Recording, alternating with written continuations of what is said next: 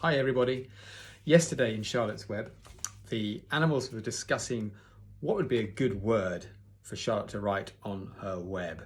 And they decided that terrific is a good word to use. And Wilbur is saying that he's not terrific, that he's just average for a pig.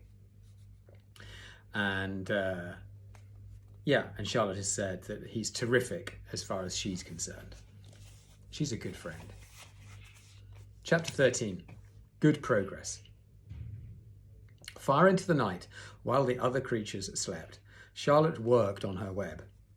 First, she ripped out a few of the orb lines near the centre. That's an expression that I've not heard actually before. The orb lines. 2 words. She left the radial lines alone as they were needed for support. So I guess the orb lines are the ones that are the circles, and the radials are the ones that go out like this, like the spokes of a wheel. As she worked, her 8 legs were a great help to her. So were her teeth. She loved to weave, and she was an expert at it. When she'd finished ripping things out, her web looked something like this.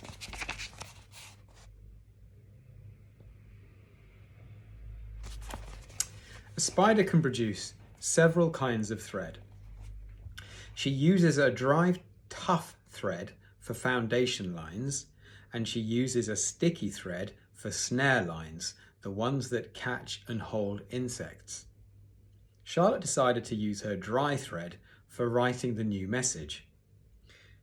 If I write the word terrific with sticky thread, she thought, every bug that comes along will get stuck in it and spoil the effect. Now let's see. The first letter is T. Charlotte climbed to a point at the top of the left-hand side of the web. Swinging her spinnerets into position, she attached the thread and then dropped down. As she dropped, her spinning tubes went into action and she let out thread. At the bottom, she attached the thread. This formed the upright part of the letter T. Charlotte was not satisfied, however. She climbed up and made another attachment, right next to the first. Then she carried the line down so that she had a double line instead of a single line.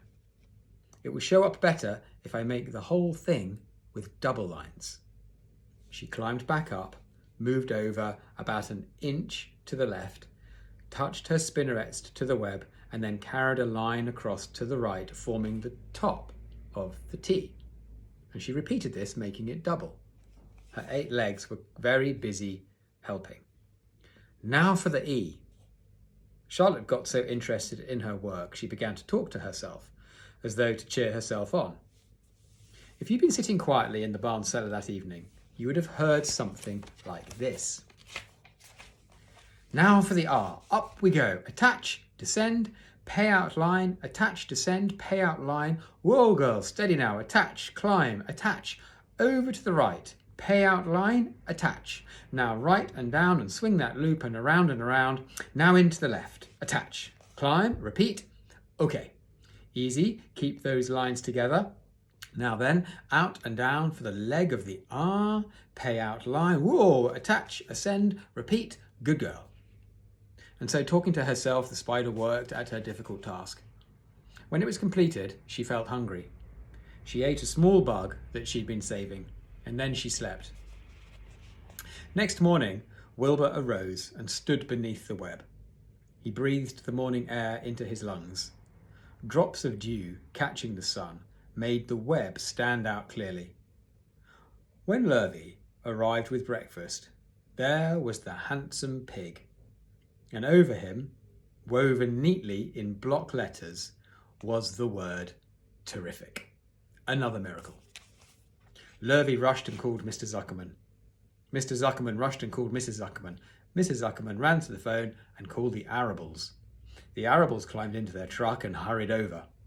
Everybody stood at the pig pen and stared at the web and read the word over and over, while Wilbur, who really felt terrific, stood quietly swelling out his chest and swinging his snout from side to side.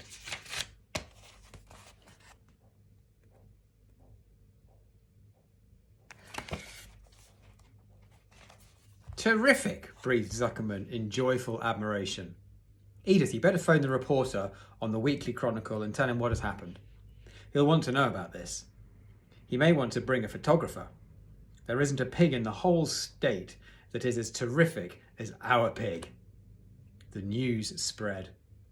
People who had journeyed to see Wilbur when he was some pig came back again to see him now that he was terrific.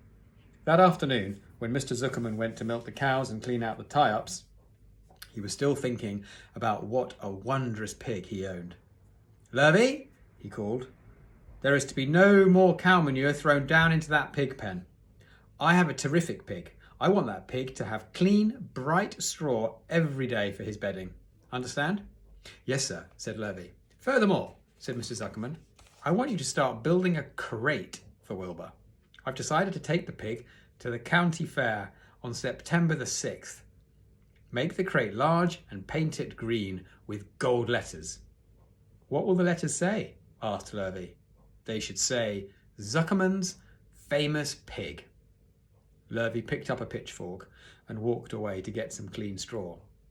Having such an important pig was going to mean plenty of extra work. He could see that. Below the apple orchard at the end of the path was the dump where Mr. Zuckerman threw all sorts of trash and stuff that nobody wanted anymore. Here, in a small clearing hidden by young alders and wild raspberry bushes, was an astonishing pile of old bottles and empty tin cans and dirty rags and bits of metal and broken bottles and broken hinges and broken springs and dead batteries and last month's magazines and old discarded dish mops and tattered overalls and rusty spikes and leaky pails and forgotten stoppers and useless junk of all kinds, including a wrong-size crank for a broken ice cream freezer. Templeton knew the dump and liked it. There were good hiding places there, excellent cover for a rat, and there was usually a tin can with food still clinging to the inside. Templeton was down there now, rummaging around. When he returned to the barn, he carried in his mouth an advertisement he had torn from a crumpled magazine. "How's this?" he asked, showing the ad to Charlotte. "It says crunchy. Crunchy would be a good word to write in your web." "Just the wrong idea," replied Charlotte. "Couldn't be worse. We don't want Zuckerman to think Wilbur is crunchy. He might start thinking about crisp, crunchy bacon and tasty ham. That would put ideas in his head. We must advertise Wilbur's noble qualities, not his tastiness. Go get another word, please, Templeton." The rat looked disgusted, but he sneaked away to the dump and was back in a while with a strip of cotton cloth. "How's this?" he asked. "It's a label off an old shirt." Charlotte examined the label. It said, "Pre-shrunk." "I'm sorry, Templeton," she said, "but pre-shrunk is out of the question. We want Zuckerman to think Wilbur is nicely filled out, not all shrunk up. I'll have to ask you to try again." "What do you think I am, a messenger boy?" grumbled the rat. "I'm not going to spend all my time chasing down to the dump after advertising material." "Just once more, please," said Charlotte. "I'll tell you what I'll do," said Templeton. "I know there's a package of soap flakes in the woodshed. It has writing on it. I'll bring you a piece of the package." He climbed the rope that hung on the wall and disappeared through a hole in the ceiling. When he came back, he had a strip of blue and white cardboard in his teeth. "There," he said triumphantly. "How's that?" Charlotte read the words. "With new radiant action." "What does it mean?" asked Charlotte, who had never used any soap flakes in her life. "How should I know?" said Templeton.